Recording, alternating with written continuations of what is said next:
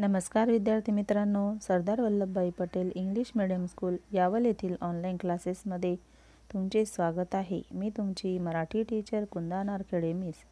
आज आपण इयत्ता 7वीतील मराठी सुलभ भारती विषयातील कविता क्रमांक 11 लेक अभ्यासणार आहोत। लेक म्हणजे काय? मुलगी, कन्या। तर विद्यार्थी मित्रांनो, या कवितेचे कवयित्री आहेत अस्मिता जोगदंड चांदणे। कवितेचे एक्सप्लेनेशन बघण्याच्या आधी आपण कवितेच्या कवयित्री अस्मिता जोगदंड चांदणे यांच्याविषयी थोडीफार माहिती बघूया। यांचा जन्म 1984 साली झालेला आहे।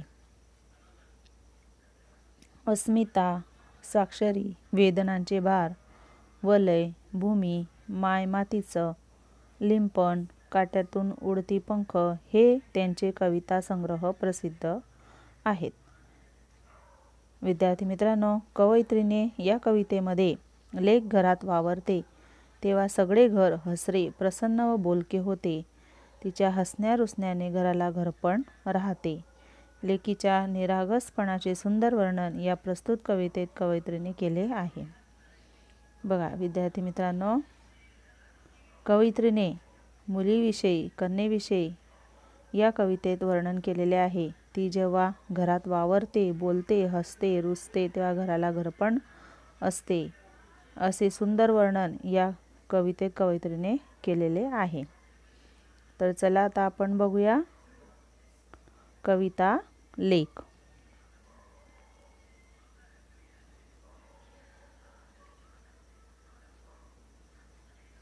लेक तांबड कुंदन, लेक हिरव गोंदण, लेक झाडाची पालवी, लेक हाडाचं चंदन।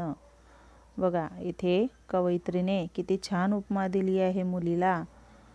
लेक तांबड कुंदन, तांबड म्हणजे काय? लाल, आणि कुंदन म्हणजे काय? रत्न। लेक कशी आहे? लाल रंगाच्या रत्नासारखी आहे। ती जेव्हा घरात असते तेव्हा घर किती आनंदमय असते हे सांगताना कवयित्री इथे सांगत आहे की जणू ती तांबडे लाल रत्न आहेत। तसेच लेक म्हणजे काय? तर ती कायम चमकणारी, लखलखणारी हिरवे गोंदण आहे। गोंदण म्हणजे काय? अंगावर कायमची असलेली खूण। बघा आधीच्या काळी लहान असतानाच मुलींना किंवा मुलांना गोंदलं जायचं, त्याला गोंदण असे म्हणतात। तर ती कशी आहे? त्या चमकणाऱ्या गोंदणासारखी आहे। नुकतीच झाडाला फुटलेली ती पालवी आहे। बघा झाडाला जशी पालवी फुटते तेव्हा झाड किती सुंदर दिसते आणि ती पालवी कशी कवळी असते, त्याप्रमाणे ती झाडाची पालवी असते, ती कवळी असते आणि तिचा स्वभाव जसा असतो, कसा असतो स्वभाव? तर घरासाठी झिंजणाऱ्या सुगंधित चंदनासारखा तिचा स्वभाव असतो। बघा चंदन आपण दगडावर उगवतो त्याप्रमाणे तिचा स्वभाव असतो, अशी ही लाडकी लेक।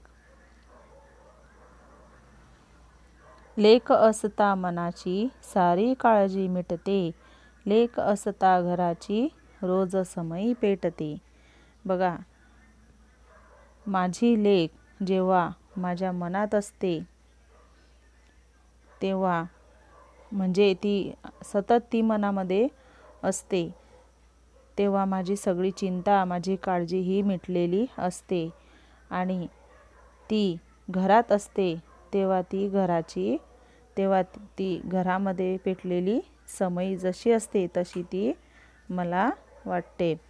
म्हणजे ती जेव्हा रोज घरात असते तेव्हा मंद समईची ज्योत तेवत राहावी असा घरभर प्रकाश पडतो, अशी ती लेक असते।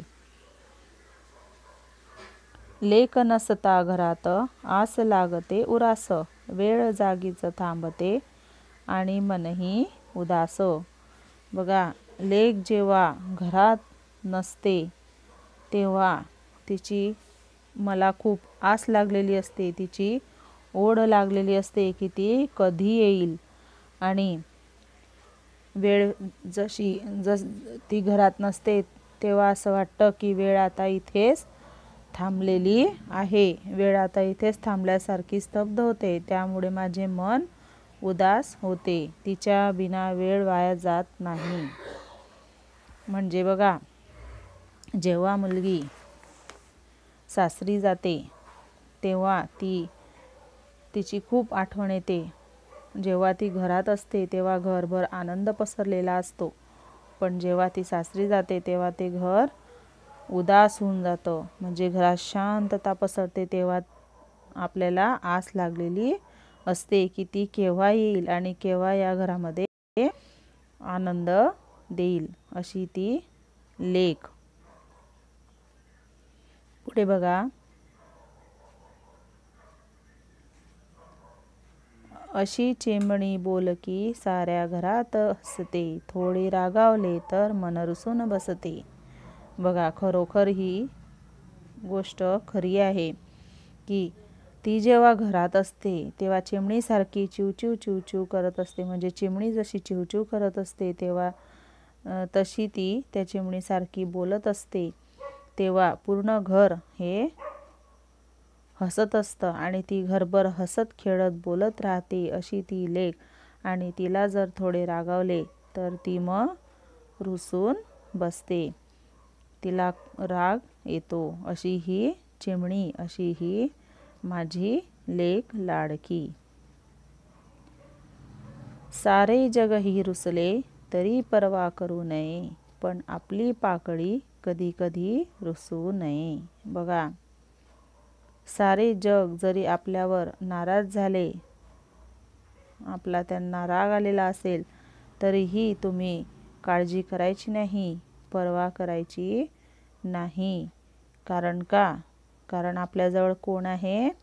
आपली चिमुकली लेक आहे. चिमुकली लेक पाकळीसारखी, ती कधीही रुसू नये असे मला वाटते.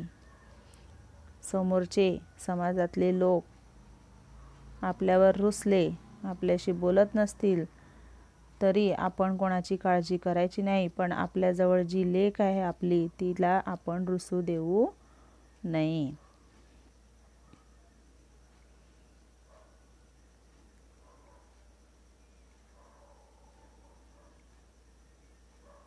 फक्त लेकीला कळते अरे निसर्गाची भाषा, काळ्या रात्रीला लागते कशी सकाळची आशा.